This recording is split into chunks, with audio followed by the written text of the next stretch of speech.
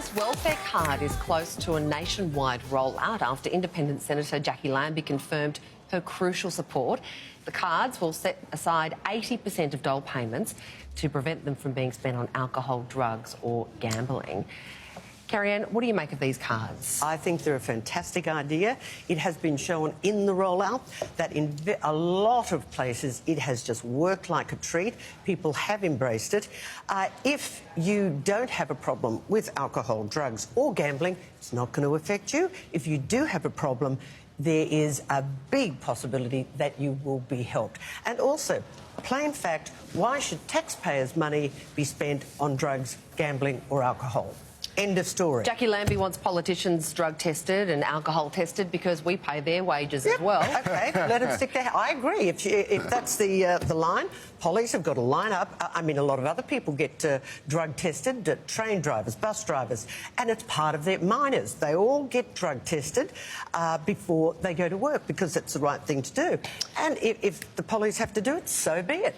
Now, Joe, your charity, Vinnie's, has come out swinging against the cashless debit card. They've basically said that it increases the risk of social exclusion and stigmatisation, increased financial hardship and the erosion of individual autonomy and dignity. Do you think that's right?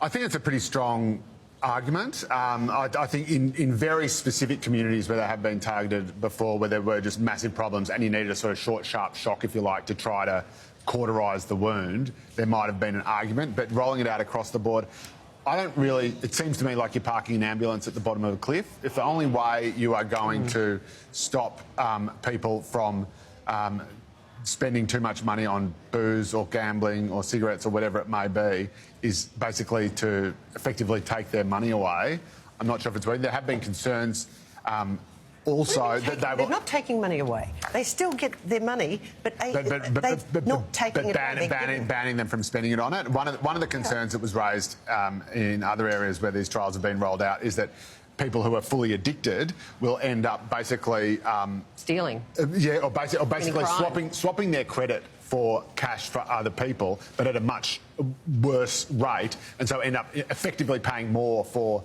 the booze and the drugs or whatever they may be. The truth is that the only way to get people off welfare is to have more jobs. Yes. And to create jobs. Yes. And the number of people who are out of work versus the number of jobs created simply does not go. So you have to grow the economy, you have to create more jobs, and that will hopefully get people into work. There's a lot of measures that could be rolled out. This is just one of them, and it could be very effective in a large percentage. And then, yes, we've got to go and do all the other things you suggested, but this is, in my opinion, a really... And if it doesn't affect you, if you don't have the problem, it's not going to affect you. The trouble is, it takes away that person's independence and takes away their...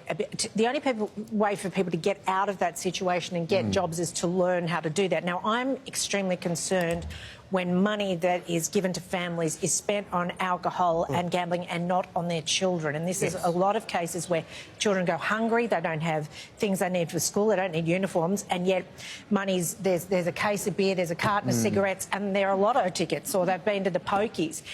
That actually needs a separate intervention because that is damaging the welfare of the children, and it needs a separate intervention. But for people to get out of the spiral of welfare, taking away their ability to spend their own budget and to actually have the responsibility of making that money last, I don't know is the way to go.